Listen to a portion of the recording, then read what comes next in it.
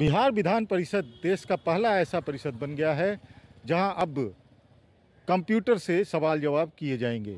जितने भी परिषद के सदस्य हैं वो अब लिखित रूप में नहीं बल्कि कंप्यूटर के जरिए यानी डिजिटली क्वेश्चन आंसर ले सकेंगे।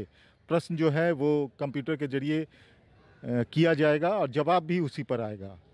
किस तरह से ये फंक्शन होगा, सारे जो विधान परिषद की जो कुर्सी है 75 सीट जो है सभी कुर्सी पर वो डिजिटली कंप्यूटर लगा दिया गया है।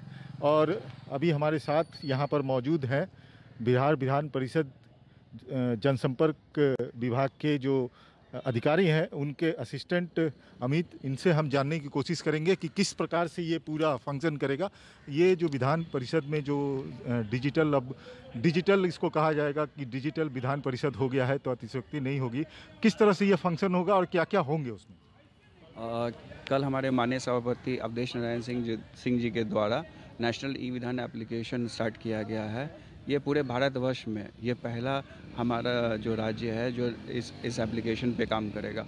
इसमें क्या है, हम लोग इसको पेपरलेस करने की कोशिश कर रहे हैं। 191 सत्र में ही हम लोग इसको मेंबर्स के द्वारा क्वेश्चंस लेना शुरू कर चुके थे और उनका जवाब भी हमारे सब मंत्री लोग के थ्रू आना शुरू हो चुका है। और धीरे धीरे हम लोग इसको टोटल डिजिटलाइजेशन करवा रहे हैं ताकि पेपर्स जो हमारे हाउस में यूज़ होते हैं उसको हम लोग फुल्ली हटवा सकें, क्योंकि पेपर्स वगैरह में काफ़ी ज़्यादा कॉस्टिंग आता है। इस कॉस्ट कटिंग भी होगा और लाखों की बचत हर जगह होगी। और इस नेशनल एप्लीकेशन जो हमारा स्टार्ट हुआ है, इसमें हमारे हाउस में सारे मेंबर्स को एक कंप्यूटर और टैब दिया गया है जो कि फुल्ली हमारे हाउस से रिलेटेड क्वेश्चंस जो वो पूछते हैं और उसका आंसर्स जो भी हाउस में चल रहा है वो एक बुक के फॉर्म में भी आएगा। उसको पेज बाय पेज वो पलट करके सारा कुछ देख सकते हैं। इसके अलावा टैब में जितनी भी इंटरनेट पे सुविधा होती है वो सारी सुविधा अवेलेबल है, जिसके थ्रू वो और भी डिटेल्स जो जिस चीज़ भी जानकारी जो वो घर पे अपने लैपटॉप कंप्यूटर्स पे देखते हैं वो सारा चीज़ इस टैब में भी अवेलेबल होगा।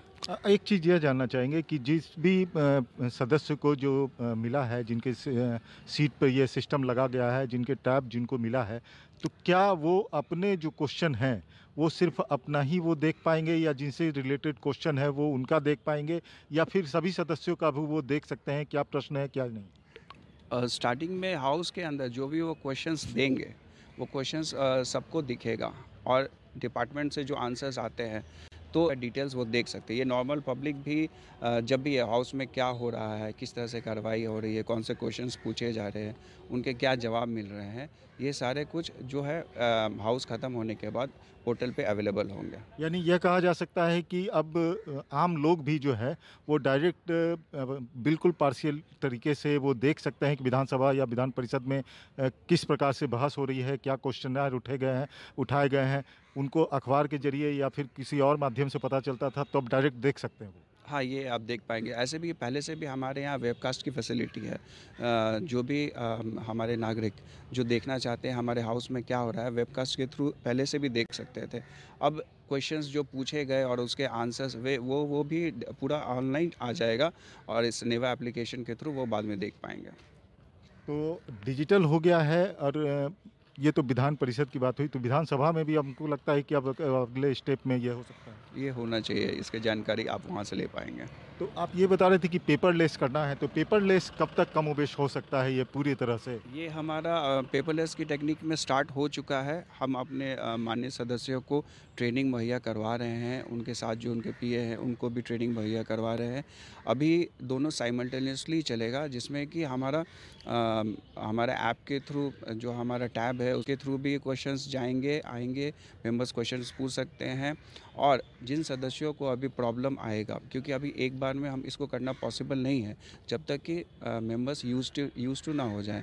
इसके लिए हमारे दोनों तरफ से अभी पहले की तरह पेपर्स के साथ और प्लस हमारा ऐप बेस्ड भी काम होगा। और जैसे जैसे मेंबर्स इसको अपने प्रैक्टिकल यूज़ में ले लेंगे और इससे नॉर्मल तरीके से काम करने लगेंगे, जब तक कि वो ये ना बोल दे कि अब हमें इस पेपर की ज़रूरत नहीं है, तब तक अभी ये दोनों साथ साथ चलेगा। और ये हम लोग कोशिश कर रहे हैं कि सभी लोगों को इसकी ट्रेनिंग मुहैया कराई जाए और ट्रेनिंग ऑलरेडी स्टार्ट हो चुकी है। समय समय पर ट्रेनिंग करवाई जा रही है ताकि वो धीरे धीरे अपने इस पेपरलेस टेक्निक को हम लोग इसको सक्सेस पास करवा दें। तो बिहार विधान परिषद देश का पहला ऐसा परिषद बना है जो पेपरलेस अब हो जाएगा।